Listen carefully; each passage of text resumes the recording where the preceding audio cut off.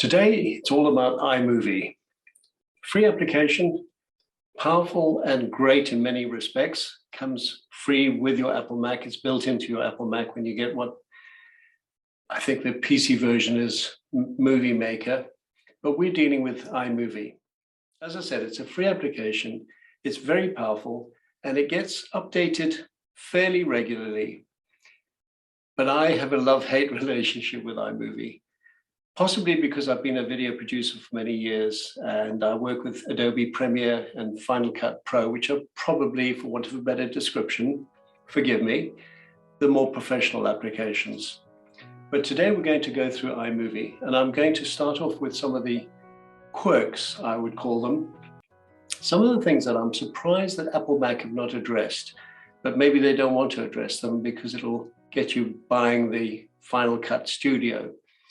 And I regard iMovie as the poorer version of Final Cut Studio.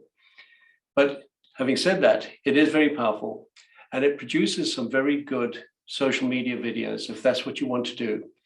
And it's not too complicated. So you can do things quite quickly. But by the same token, it does have limitations. And we're going to cover some of those limitations. When you open up iMovie, you're presented with this large gray area with a small little icon that says create new, unless you've got other projects you've created, in which case you'll have little pictures, little icons for each project, as I've got here. I'm going to create a movie. So I click on that. Immediately we hit potentially our first problem. It might not be a problem to you, but it's all about aspect ratio. And iMovie only has the 16:9 format, which is a landscape format. Absolutely fine. It's ideal and it's perfect. But the problem being that the size of your video is governed by the first element or the first graphic you put onto your timeline. So if it's only a 720 pixel graphic, the entire video will be 720. If it's a 1920, the entire video will be 1920 by 1080. And these days you can even put in 4K, which is quite a large, high resolution video. And you can put that in, so you could render out at 4K. It's not critical, and that's why I put possible, but it's something to look out for when you're creating a video. So let me show you. If I open up the first project I made, it's the first graphic in it is only 720 pixel. So the entire video is governed by that 720. If I come to share it, as they call it, or export it or render it out, you'll see I only have two options. I've got the maximum of 720, and then I can go smaller.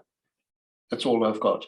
The 1080, which is what I would ideally would like, is grayed out because the first graphic is less than 1080.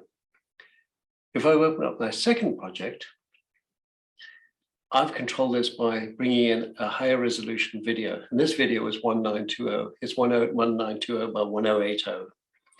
And it governs the entire video, the size of the video. So I've got more options. You'll see here that I've got more options. A couple of other little things to look out for. I think one of them being the import. If we import a file, I find this quite cumbersome actually. When you're trying to find an image, even if you put all your assets into one folder, you've got to find that folder. And I can't, unless I've got it wrong, I can't find a search field that simply will allow you to search for it very quickly. And you've got to go through this window. I find it a bit cumbersome. Not critical, but just a bit messy, I think.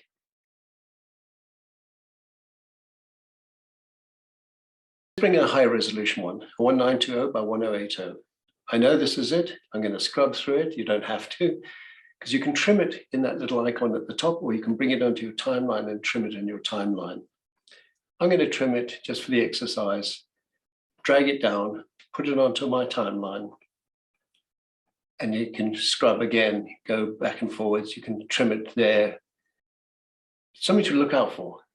This does actually get better, but let's take you through one of the other concerns, my concerns anyway. You might not need more video tracks, but iMovie only allows you 2 video tracks or graphics or anything above in your video timeline. You can have several audio tracks, but certainly you're limited to only 2 video tracks. You might not need more, as I've said. You might find that's all you need, but certainly more professional software such as Adobe Premiere and Final Cut Pro and HitFilm and others allow you more video tracks. But again, it's very powerful, and with the right construction and the right sort of pre-planning, you can create some fantastic videos. Another thing to be aware of is naming your project. iMovie automatically creates a project. The moment you create a project, it saves the project. So you don't have to go into save. But you might need to rename it. Otherwise, it just defaults at My Movie.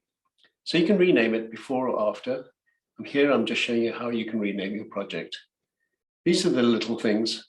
But then we're going to get back and we're going to make a movie and do the pros and all the advantages of iMovie.